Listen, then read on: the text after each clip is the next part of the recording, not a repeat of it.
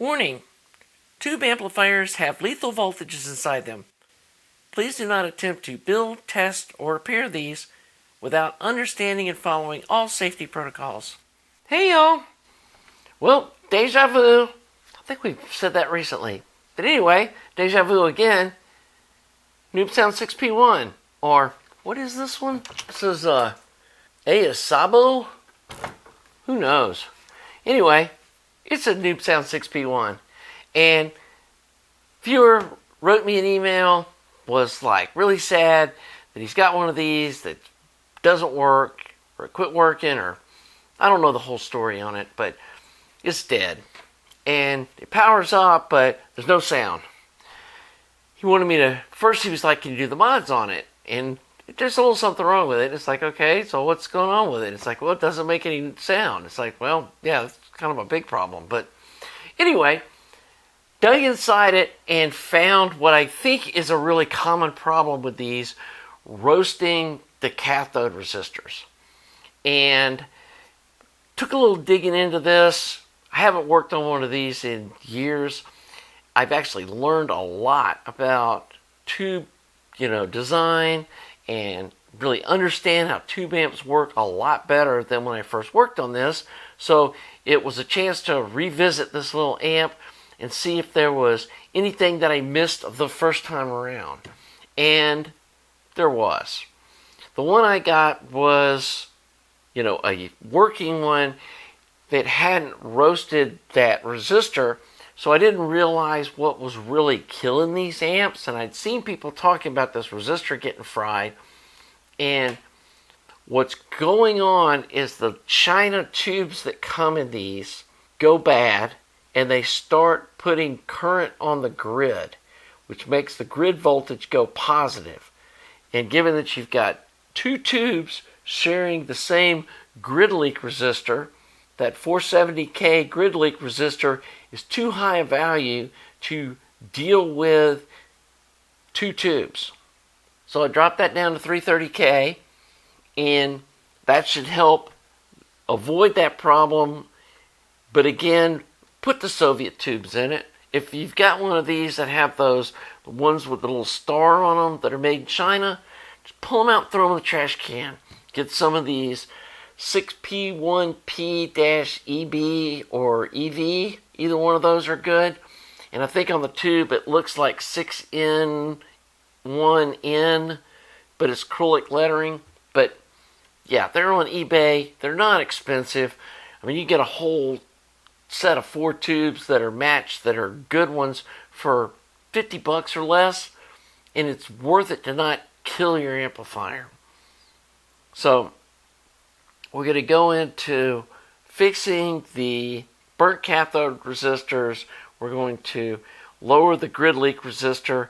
We're going to do the mod with the cap on the first part of the power supply to save this rectifier tube. Going to drill a little bigger holes in the top here, just 1/4 inch drill bit, drill these out a little bit to let some air vent out of the bottom of it, because it's got all these vents on the bottom, but there's nothing on the top. There's nowhere for the air to come out. And I mean, if you aesthetically don't care, you can drill these out even bigger or put some, several holes in the top of it. But hey, this, not my amp. I think this is enough to at least get the majority of the heat out. And then I put these little chassis mount resistors and use the double stick thermal tape to tape them to the inside of the chassis here so that they'll conduct the heat out. And these are 5 watts instead of 3 watts. So that'll help keep these from burning up in the future. And anyway, let's get into the video of fixing up this little amp. Okay, so we're back inside this little amp after several years of working on other stuff, and yeah, got some new ideas that we're going to do here. First of all, this 22 UF cap needs to be installed to replace the giant 150 UF that's right after the rectifier tube, because that giant capacitor will destroy the rectifier tube. We also put this is a 510K, but something around 470, 510K resistor across this cap will act as a bleeder to drain the voltage in case it ever gets powered up with no tubes in it except the rectifier. And even with the tubes in it, this helps get the voltage down to zero after the amp's been turned off. So it's just a good safety idea. So one of the main things that happens to these amps is they roast the cathode resistor. And this one is no exception. As you can see, that resistor is just freaking fried. And I'm sure this little cap being right next door to it was none too happy with it getting that hot. So went ahead and installed these 5-watt chassis mount 270 ohm and mounted them with thermal tape. I know they make thermal glue too, but if you wanted to, you could drill some holes and bolt them down. There's several options there, but I just put some thermal stick tape and then ran some lead wires up here where they connect. I also drilled out this hole and this hole to 1/4 inch. Didn't want to make it too big, but that will help some air ventilate through the chassis. There's ventilation slots in the bottom. There's a zillion of them, but there's really no holes in the top for it to come out. And so putting some vent holes in the top of the chassis is going to help get the heat out. And like I said, having this resistor chassis mounted will help get the heat off of there. This bypass cap that goes across that resistor, I now know this is too small. The factory one's a 220 UF. 330 is the minimum that I would suggest putting here to ensure you have good bass response. Going to a 470 wouldn't hurt, but probably isn't necessary. I had a pair of these nice Nikon audiophile 330 UF caps on the shelf, and so that's what we put in here. Like I said, calculating it up, the 220, which is what these come with, is too small to go across as a 270 ohm resistor. So I did all that and then powered it up and was getting crazy bias readings. I was getting like 16 volts here when it should be more like 15, which it's not huge. This one was 18 volts. And so I was like, what is going on here? So I swapped the tubes from channel to channel. And when I moved these tubes over to this channel, then this went down to 12 volts when it was 17 when they were in this channel. And when I moved these tubes over to this channel, they went up to like 18 volts when they were lower over here. And so I was going, what is going on? So I came in here and measured at this point right here and this point right here, which is the grid of the output tubes. And they're tied together and brought to this pin. And one channel I had 8 volts, and the other one I had almost 10 volts. And this is supposed to be 0. This pin's ground, and it's got this 470K resistor across the terminals to get this reference to ground. So clearly there's current leaking out of these output tubes into the grids, which is overwhelming this grid leak resistor and making the grid voltage go positive, which it's still a little negative given that the cathode is positive, 12, 14 volts, but we've only got like single-digit bias voltage then. And that's what made the tubes start superconducting. That's what fried these cathode resistors. And I have a feeling those cheap China 6P1 tubes start flowing grid current that overwhelms this grid leak resistor. The grid goes positive, and that's what kills these amps. So I put a set of the Soviet 6P1P EVs, and I think if you look at the writing on them, it looks like 6N1 something, they're acrylic lettering, but they're 6P1P-EV are the good Soviet ones. And put a set of those in, everything went back to normal. Oh, and I did disconnect the coupling cap from the grid, thinking that possibly these coupling caps were leaking, still had positive grid voltage, so it wasn't the coupling caps.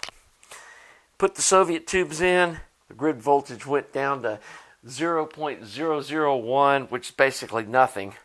on both sides, and then both channels is sitting just under 15 volts on both cathodes, right where they're supposed to be. So it was the China 6P1 little tubes with a star on them started leaking grid current, and that's what caused this whole thing to cascade into a meltdown. And that's likely what happens with all these amps when you see the cathode resistors smoked. So if you have one that smoked the cathode resistor, don't just replace the resistor and think you're good. The resistors aren't failing, the tubes are failing, and they're killing the resistors. So that's kind of where we're at now. I haven't done the positive voltage on the grid of the cascode that I did in the previous round yet. I went and listened to the amp, and it works. It sounds pretty decent. When I was turning up the volume, I can hear some distortion. I want to put it on the audio analyzer suite, and I want to see what this thing does unmodified. Then I want to do the modifications to the front end and then measure it again. So let's hook this thing up to the audio analyzer suite and see what kind of performance we get out of it with the stock wiring layout. Okay, so we're here checking the THD versus power, and this is basically the way the amp comes out of the box. We've upgraded the cathode bypass resistor and capacitor, but pretty much the rest of the amp is how it comes from the factory. And you can see it comes out of the gate at 2.5% distortion, and it steadily climbs up. At 1 watt, we've got 6% distortion, climbs up here to almost 7% distortion at 1.5 watts, and then it does this weird little flatline thing here, and then it goes up off the chart again. And the testing equipment I have stops at 10% distortion, and that's 2.5 watts. So this advertising that they have that it's 6.8 watts, that's not what this amp's making. It's basically doing about what you would expect from a single tube. So we come to the frequency response. So right along in this area, if you look at the numbers on the top right, this is about 0 dBs. Down at 20 hertz, we're down 3/4 of a dB, which isn't huge, but it does kind of point that this amp doesn't have a real strong bass response, but it doesn't just roll off a cliff either. And the same thing on the top end, it starts rolling off about 10K. 20K, it's only down 0.5 dB. There's no crazy dipsy doodle nonsense here between 10 and 20K like we've seen on some a lot more expensive amplifiers. And so, yeah, a little amp is what it is. The reason that this thing sounds fairly decent at low power, okay, we got 1 watt here that we're testing this at on the THD versus frequency. And yeah, it's 14% down at 20 hertz. At 100 hertz, we're still at 5.5%. And it stays right along that range across the whole frequency spectrum. But watch what happens when we do the second order harmonic distortion. It's almost identical. And when we check the third order harmonics, it's in the basement.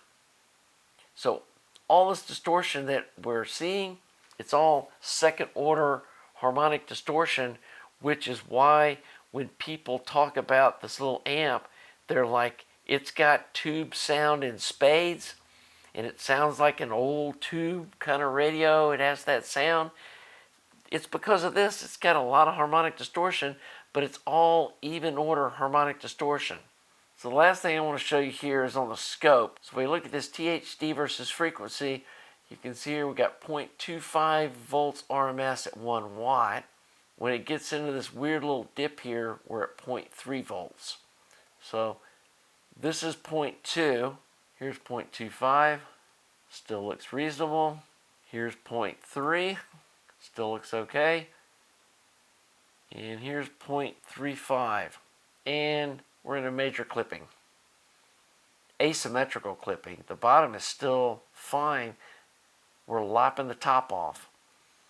And again, if you go back here, that's right here in this range where this little dip happens. I'm not sure why the distortion flatlines and then starts climbing again. So if you're going to listen to this amp, it needs to be down in this range. And even then, there's a lot of distortion. But again, second order harmonic distortion, it's not the worst sounding stuff in the world. It's probably why some people really like the way this little amp sounds, is that it's got a lot of that second order harmonic distortion. Okay, so this mod is really easy to do. And you're moving one end of one resistor from a 2-pin up to a tag strip point, and then we're adding a piece of wire and one resistor. So what you do is, this resistor right here was originally connected right here. It's actually the tail of the resistor went across the tube. So anyway, what you do is you come in here and clip the wire. It's kind of hard to see because it's wire. Let's see if I can get that out of the way a little bit. There we go. You come in here and you clip the wire on the resistor right up next to this tag strip. You leave the other end connected here, and you simply move it from here up to here. And that's half of the mod. So you're moving it from here. Like I said, you just cut it and then heat this up and solder it right there. Okay? Come in here and connect this piece of wire to this point here where this resistor and this capacitor connect to this pin. And then you run this wire around, and just like this, you come up and you solder the 2 meg resistor onto the end of the wire, put some heat shrink tubing over it, and then solder the end of it to right here. Let me see, move this over so you can see what it goes right here between this resistor and this capacitor on that lead right there, and then get a tie wrap and tie the wire onto this capacitor to just give it a little strength. And then you do the exact same thing on the other channel. We move this end of this resistor from this pin down here, which you can kind of see if I sneak through here. It was easier to see on the other channel. Clip the wire right there and then just move it up here. It'll be easier to get this blue wire out of the way while you're working on this. Just unsolder this, kind of pull it out of the way and remember where it goes. And it's a good idea when you're working on stuff like this, if you're disconnecting moving wires, to take some cell phone pictures just so you know what you're doing. So again, clip the wire right there, the resistor lead, and you move it from there up to here, and then you run this white wire, or doesn't matter the color, but you solder the wire there where the cap and the resistor connect to this pin on the tube, and then you run the wire up, over, put a 2 meg resistor, and connect it right there between this resistor and this cap, and that leg of this resistor. And that's it. So let's put this thing on the audio analyzer suite and see what that change does, measuring it on it. Okay, so we did our little mod to the front end Cascode, and we can see right out of the gate we're now at 1% instead of 2%. When we're at 1 watt, we're at 3% instead of 6% distortion. And even here at 1.5 watts, we're now at a little over 3.5% instead of 7%. So we've basically cut the THD in half. If we come in to the scope, before at 0.35 volts RMS in, we were getting heavy clipping on the top of this sine wave, and as you can see now, no clipping at all. If we go up to 0.4 volts, that's where we start clipping now. Still asymmetrical. If I really dug into this thing, I could probably get it a little cleaner with what I know now. But honestly, this is never going to be some powerhouse amp. This thing, it's a 1.5 watt amp, and that's probably all it's ever going to be, at least with this configuration. Possibly doing something like running a single triode driver, or running something like a 6SL7 driving these tubes. It might work better. I don't know. That's for another day. For now, we've cut the distortion in half, adding one resistor and moving another resistor from one point to another in the amp, which is a pretty substantial improvement for just the cost of one 2 meg resistor. If we look at the THD versus frequency, it still starts out fairly high, but when we get down to 100 hertz, we're down below 4%. This is pulling at the same power level, and we have the same mostly second order harmonics. So it's not going to change the tone or the signature of what this amp sounds like. If you like the way it sounds, this is just going to clean up some of the THD and give it a little cleaner sound and a little more power if you need to use the 1 to 1.5 watt range. And then on the frequency response, still doesn't have a real strong bass response, but again, you know, in this range here, which is 0 dB, you can see the orange numbers up there. When we get over here, it's 3/4 of a dB down at 20 hertz, and up here at 20K, same thing, it's about 3/4 of a dB down.